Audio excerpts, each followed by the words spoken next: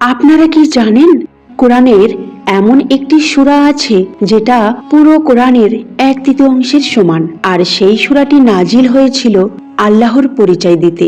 ভিডিওটি স্কিপ করবেন না, কারণ আজ বুঝবেন সূরা ইখলাসের প্রতিটি আয়াত যা আপনার ঈমানকে পুরো বদলে দেবে। সূরা ইখলাস। কুলহু আল্লাহু আহাদ আল্লাহুস সামাদ লাম ইয়ালিদ ওয়ালাম ইউলাদ ওয়ালাম ইয়াকুল লাহু কুফুয়ান আহাদ। নবী সাল্লাল্লাহু আলাইহি ওয়াসাল্লাম যখন মানুষকে এক আল্লাহর দিকে ডাকছিলেন, তখন মক্কার মুশরিকরা বিভ্রান্ত হয়ে পড়ে। তারা অনেক দেবদেবীতে বিশ্বাস করত। তাই তারা ভাবত, যদি মুহাম্মদ যে আল্লাহর কথা বলছে তিনি সত্যি আল্লাহ হন, তাহলে তার পরিচয় কি? তিনি কার ছেলে? তার পরিবার কে? তারা নবী সাল্লাল্লাহু আলাইহি ওয়াসাল্লামকে সরাসরি প্রশ্ন করল, আপনার রবের বংশ পরিচয় আমাদের বলে দিন। এই প্রশ্নের জবাব হিসেবেই আল্লাহ তাআলা সূরা ইখলাস অবতীর্ণ করেন।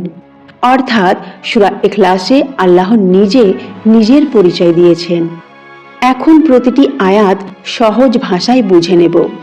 কুলহু আল্লাহু আহাদ অর্থ, বলুন তিনি আল্লাহ, এক ও অদ্বিতীয়। সহজ ব্যাখ্যা, আল্লাহ একজন, কিন্তু মানুষের মতো একজন নন। আল্লাহকে ভাগে ভাগ করা যায় না। আল্লাহর মতো আর কেউ নেই। মানুষ যেমন বলে বাবা, ছেলে, পরিবার, আল্লাহ বলেন আমি একাই, আমার কোনো অংশ নেই। এটাই তাওহীদের ভিত্তি।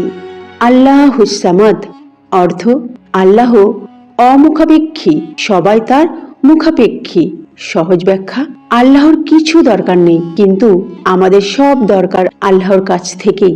আমরা খাবার ছাড়া বাঁচি না, ঘুম ছাড়া বাঁচি না, ডাক্তার ছাড়া সুস্থ হই না, কিন্তু আল্লাহ কোনো কিছুর উপর নির্ভরশীল নন।